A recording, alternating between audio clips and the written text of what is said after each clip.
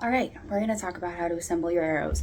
So starting out, scissors, fine tip Sharpie. Normal Sharpie is fine. I like the fine tip, it's a little easier to write. This is important. You can't just use normal electrical tape because black, it will heat up in the summertime, especially if you leave your arrows out in the field. The electrical tape will start to soften and your arrowheads will move. So make sure you use some electrical tape that's rated for heat. I like the Scotch Super 33 Plus. Some normal cloth tape. This is the Mueller brand that you can get at Walmart. Doesn't matter the color. I have some super glue and then a hair dryer. I will be talking about a couple of different types of arrows. There are 4 main types of arrows. I don't have an example of the 4th, but what we have here, screw-on arrow, a modular, this is a Gorg as an example, and a 3D printed blunt. These ones that are screw-on, if you were to shine a flashlight down into this PEX tube, you would see that there's a screw in there, and so you need to screw in your arrow shaft. You need to make sure that your arrow shaft that you buy is screw in and that it's compatible with the screws, which ask the vendor, they will tell you. Modular, if you look down here, you'll just see a metal disc. There is no screw. The big company that uses these, like I said, is Gorg. And then we have 3D printed. These are, I'm not sure the specifics, so I'm not going to talk about them because I don't know anything about 3D printing, but this is similar to the modular style where you're not screwing it in, you are just putting the shaft in. The 4th one is that I see is either a screw-in or a modular that doesn't have this PEX tubing. So if we were to move this PEX tubing from this example, you would just have the cone and then the blunt sits in here. You would have to take your shaft, stuff it in, screw, and then torque wrap around the cone to set it onto the shaft. I don't like these ones. People use them. It is personal preference. When you pick your shafts, make sure to check the rules. I know wooden shafts are disallowed. You also want to check for length. If you're getting 31-inch shafts, currently AmpGuard only allows a 28-inch draw, so your arrows need to have a piece of PEX tubing that acts as a draw stop, or you need to put in a draw stop. You need to measure those after you assemble them. But please make sure to check your rule book. Make sure what you're purchasing is legal. I usually roll with the 30-inch Pandaris shafts, and then my crossbow is a pistol crossbow, so it's a 17-inch crossbow bolt. That's the word I was looking for. So, starting out, most important thing is taking the target tips or whatever stabby bit is off your shaft. I will usually, when I first get a box of these, sit down and throw all the tips away, and I will make sure that there are however many tips as there are shafts, and kind of like similar to a lockout, tag out type thing is that you are checking multiple times to make sure that you have gotten rid of all of your tips. Worst thing you can do is leave one on and then it'll slowly work through and you could really hurt someone. So take that seriously. Starting out, what you want to do, I have a crossbow bolt and a arrow shaft, and you want to do the same regardless until I tell you that they differentiate. So for all of these, they have feathers. These will start to peel off and it will make you fail because the rules say that your feathers need to be in good repair. Fletching. What I do is just come over to this cloth tape, just a little, tear some off, little strip,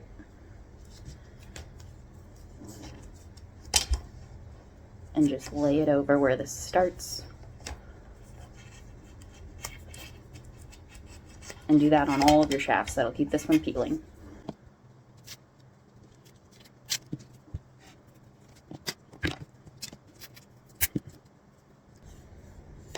Next thing, take a Sharpie.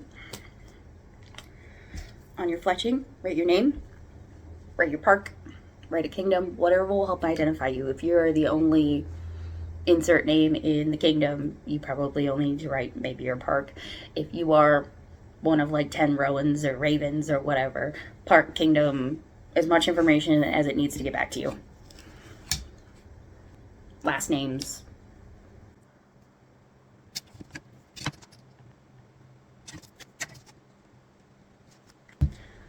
This is where it is different. Depending on your type of arrow, you are going to want to do this next step with the super glue. If you are using a screw-in arrow, the part that you're screwing into Future Kate is here. a little piece of metal that sits inside of your shaft. So So what happens if your shaft's damaged? Anything that's Pops tight. out.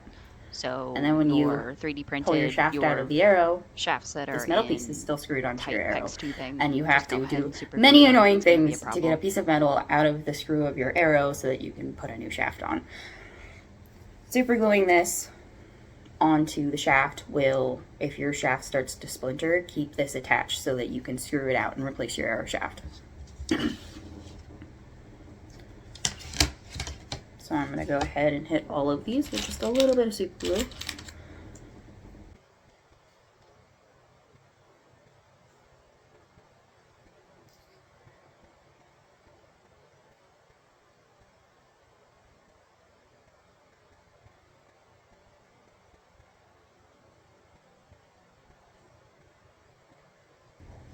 And I just go all the way around on the side. You don't want to get any in the threading. I would show you, except for I don't want to get super glue all over my table. I am just twisting it. You can kind of see around on the side with the tip pressed to the line between the metal and the shaft. Around on the side with the tip pressed to the line between the metal and the shaft.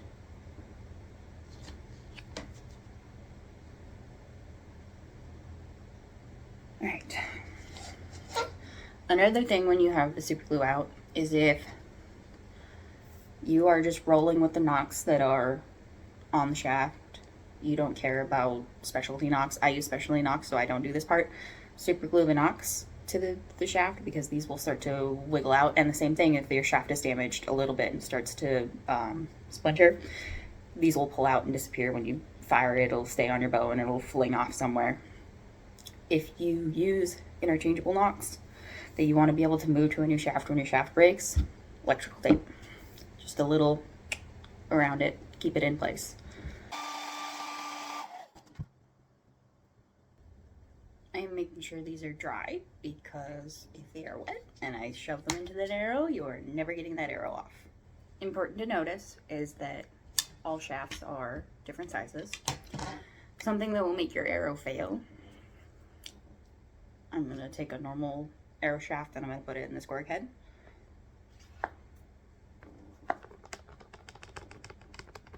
You can hear that clicking. People will fail arrows, even though that is totally normal, safe construction, because we can't see inside the arrow. We don't know if that's a loose piece of metal or it's just your shaft rattling. So to counteract that, if you are working with something that is a PEX tube and is significantly bigger than the shaft of your arrow, we're going to need to bulk up the shaft of your arrow. So what I do, take your cloth tape, maybe an inch, and this is going to take some finagling because there are different sizes of shafts and different sizes of arrows. What I do, just a little strip, lay it long ways, and then very gently wrap it around the shaft of your arrow. Make sure there are no wrinkles because those wrinkles are going to catch when you slide the arrow on. Future Kate again, make sure that your cloth tape does not cover where the screws in if you're using screw-in arrows. So now, maybe I put a little bit too much on there. So it didn't quite fit. I have to pull some off.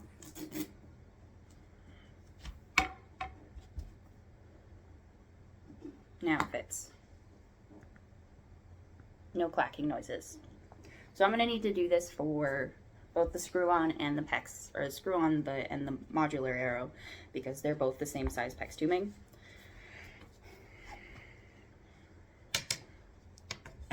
However, my crossbow shaft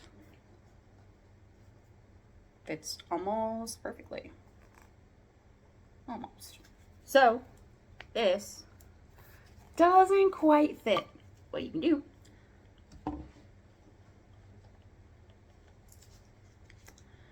you're going to use a heat gun, make sure that it's low temperature. It is not enough to melt any components of your arrow. It's just enough to make it soft.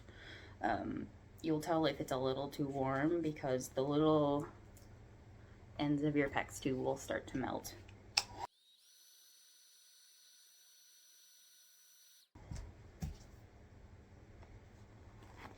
There. For the screw-on arrow, you just want to screw it until it stops moving, which depends on the length of the screw. If you don't have it seated correctly, it'll never stop turning. A way to tell if you've got it seated correctly is to shake it. So this, it doesn't move when I pull it out. If you shouldn't have any movement. So that one is on. We'll come back to that. We've got our gorg head. Remember, we need to bulk up the shafts if you're using a shaft that is significantly smaller than the PEX. That fourth type of arrow that I talked about, that you are just, it doesn't have PEX, you are just putting it into the cone and then we're torque wrapping it around. You don't need to bulk that up.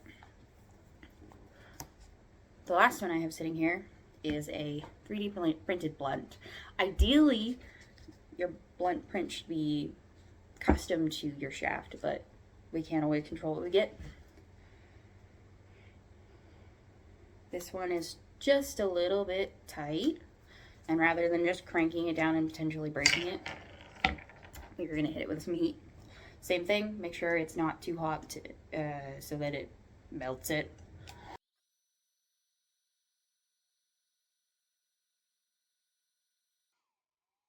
I forgot to say at the beginning, this is not a finished arrow. This is just what I had sitting around. It still needs the tip and obviously a cover.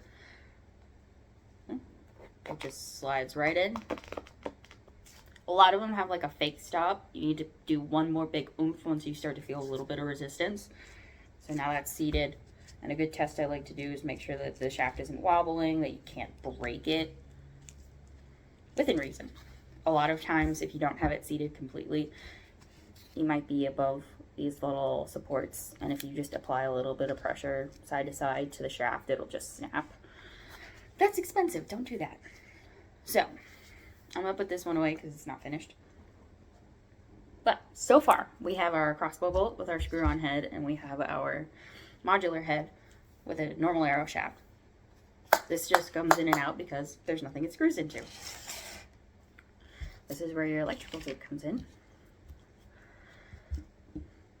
You, of course, can use cloth tape. You can use packing tape.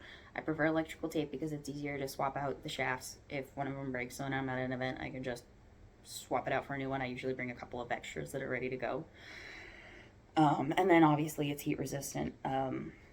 Your cloth tape will start to kind of disintegrate in the heat. And then packing tape just gets really brittle. So I'm just gonna start on the head. Make sure that your head is seated completely. You can't turn it anymore, can't screw it in. And we are just, with a little bit of tension, not a whole lot, gonna start rolling our way down onto the shaft. And I usually go an inch or two down the shaft and then start rolling back the other direction.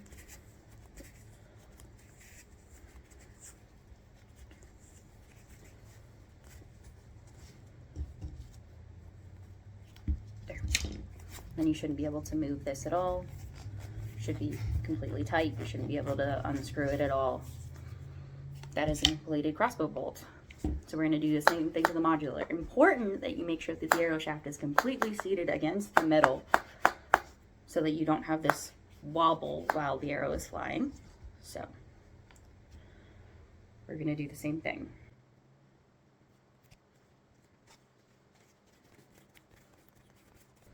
A couple inches down the shaft, roll back the other direction.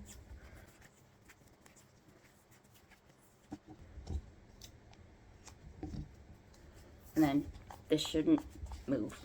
Shouldn't be able to pull it out, twist it. That's an arrow. So let's go over what will happen.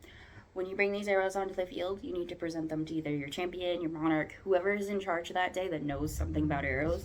Present them to them and say, these are new arrows. Please check them. People will give them a more in-depth look over. which you should also do whenever you have a new weapon presented to your champion, whoever knows the most about weapons, and say, this is the first time I brought this onto the field. I just made this. Can you please give this an in-depth look over? So when someone checks this, what we're going to do, we're going to check for your name. Make sure your name's written somewhere on the arrow. Some people put them on the head, some people put them on the fletching. We're going to check to make sure that your fletching is in good repair. The M card rules, as they currently stand, say if fletching, if present, needs to be in good repair. So if you have a fletching that's starting to peel off, pop it off or tape it down. Make sure it's in good repair. Something that to keep in mind, if you're missing a fletching, your champion is most likely going to shoot the arrow, and if the arrow, a lot of times when it's missing fletching, will fly like this, which is really dangerous because it's going to whip someone with the shaft of the arrow when it hits. That's what I do. I will make sure the person test shoots it and make sure to at least fly straight. We are going to test and make sure that there's no movement in your arrowhead to your arrow shaft. And then we're going to make sure that you are covered with a cloth cover on your striking surface, and that all of this looks safe and in good repair. And then you will see champions kind of dig their finger in here. We want to make sure your metal blunt is a piece of metal. Every time there's an impact, that metal is pushing up against this foam, and this foam isn't going to last forever. And especially if you make it badly, the blunt will slowly start to push its way forward and compress this foam or tear through it even. So eventually, your metal blunt will be feelable through your stress ball. And so what they're doing, putting their thumb in there, trying to feel that underneath puck layer and making sure that they can't feel the blunt through that. Because then you would just be hitting someone basically with straight metal, which is not fun. And then the last thing, I don't have my weapon checker, but they're checking to make sure that that size of the arrow is whatever the M card standard is. I don't remember the exact number now. Feature Cade for the last time. It is no more than an inch into a 2.5 inch ring. So the math works out that for domed arrowheads, your ball needs to be 2.75 inches or bigger. And then for normal cans like I'm holding there, it just needs to be at least 2.5 inches in diameter. And your foam will degrade over time, so it is important for these things to be checked consistently because they will start to slowly compress and not meet the legal standard anymore. But yeah, that is how you assemble arrows.